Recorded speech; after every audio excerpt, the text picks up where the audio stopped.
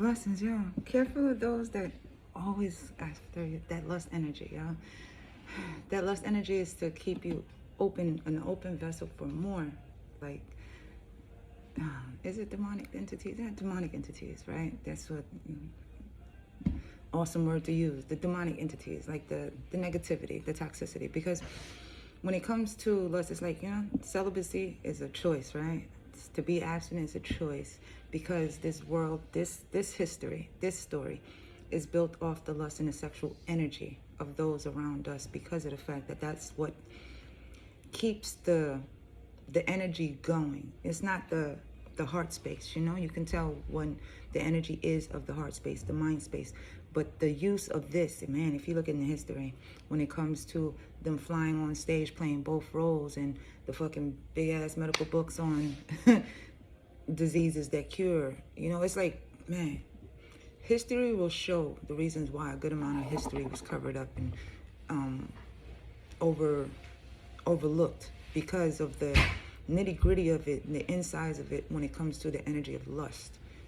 Why is such an uptick on showing the bodies of everyone around us, and making sure that it is displayed in a way that it's not only poked and prodded as to the standards of what beauty should be, but in a way where it's pulling energy. It's not looked at as the body to be seen. Now it is the body to be pulled from, because it is seen, by way of that's where the projections come in, right? When it comes to the body in this labyrinth flesh, they will want to implement, and it takes the vessels. It's up to the vessel to accept and submit to the intentions of the mind that is looking, and while you are being seen. It's all in the balance of you, the control of you, because those that actually go after you with that lust is already knowing that the light within you is something that they could try their best to damper, to try to keep it down. Because, when it comes to that love vibe, the heart space, the mind, when it comes to the lust energy, if you fall for it, right? It's that gaslighting, that love bomber, that one that will woo you, do their best to woo you, to get everything from you, right? It's to leave you depleted. It's to leave you in ungrowth space. It's to leave you in a pot. It's to leave you in a box in order for them to come back and take it up later, type of shit. Once you understand the lust energy of you, you will know how many. It don't matter, yo, because a lot of motherfuckers got a lot of different kinks, a lot of different fetishes, and it's a lot of body forms. Yet not everybody is in love with their form. Think about it, yo. Let alone not even in love with their own form, in love with the form of, not the body, the mind, body, and the soul. Bless you. Some people just want to pull apart and lust on parts. That's where we get all the kinks and the fetishes. But careful of those that actually pull from just that energy, because of the fact that there is not only are they an open vessel for a lot of things, but they are also sharing a lot of things. When you dive deep into the sexual energy, it is the soul, you are basically accepting the grave of more souls. You are digging graves. Damn, I could go deeper than that. It's like digging graves for the graves to be filled.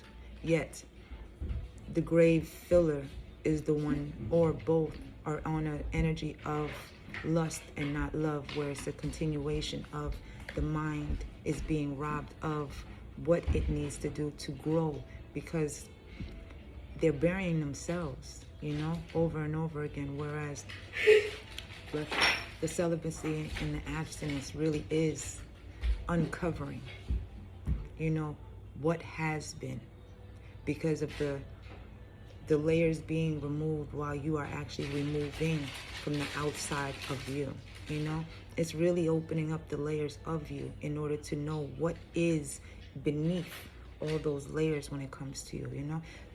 The depths of lust, sexual energy, and energy alone, when it comes to the growth and reproduction and just a continuation, it's a lot deeper when you let in and accept and submit to an energy that's really not even there to grow you. It's lessons learned, yo. Life experiences will teach you just what actually is love for you versus what lust is, you know, because we've all fallen into shit, because this is lessons to be learned, yet the experiences within those lessons is what learns you, you know, in order to use that against you. Look at the repeat rewind when it comes to history, you know. The forefront of lust has to be pushed out in order to keep everyone outside of themselves, to keep it going. Therefore, the mirror effect, you know, what's good is bad, what's bad is good, so that the mind will really be conflicted as to the wrongdoings as being good versus the admiration of the good being bad. It's just weird, but balance is key, and so is patience. And knowing you, knowing that the Most High got you. Have a good one. Bye.